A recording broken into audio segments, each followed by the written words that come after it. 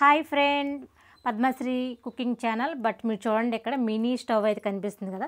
ఈ మినీ స్టవ్లో నేను కమలాకాయ టీ చేస్తున్నమాట. ఎవరికైతే సి విటమిన్స్ బాడీకి కావాలనుకుంటే కనుక ఇలా చేసుకొని తాగండి, చాలా బెటర్.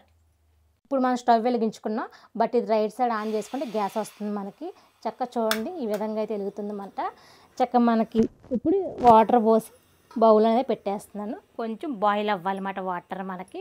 ఇలాంటి గ్యాస్ స్టవ్ చాలా బాగుంటుంది, మనం ఎక్కడైనా క్యారీ చేసుకొని చక్కగా తీసుకెళ్ళిపోవచ్చు. చక్క చూడండి, సేమ్ పెద్దదాంతో పోల్చుకుంటే చక్క ఎప్పుడైనా మన పెద్దది అయిపోయినప్పుడు మన ఇంట్లో ఎవరు లేనప్పుడు ఇది వాడుకోవచ్చు. ఇలా చక్క వాటర్ అంతా బాయిల్ అయిపోతుంది కదా, మనం ఇంకా స్టవ్ ఆఫ్ చేసుకోవాలి.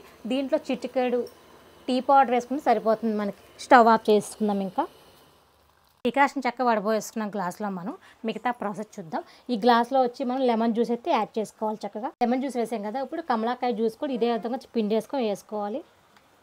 కమలాకాయ జ్యూస్, లెమన్ జ్యూస్ వేసాం కదా, చక్కగా ఒక స్పూన్ బెల్లం కూడా వేసుకుంటున్నాం అన్నమాట. ఇలా కలిపేసుకొని ఇది కూడా చక్కగా పోయేసుకోవాలి.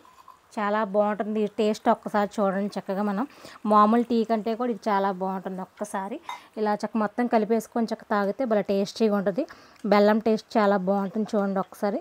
దీంట్లో చక్క లెమన్ అండ్ కమలాకాయ రసం కదా, చాలా టేస్ట్ బాగుంటుంది. సి విటమిన్ బాగా పుష్కలంగా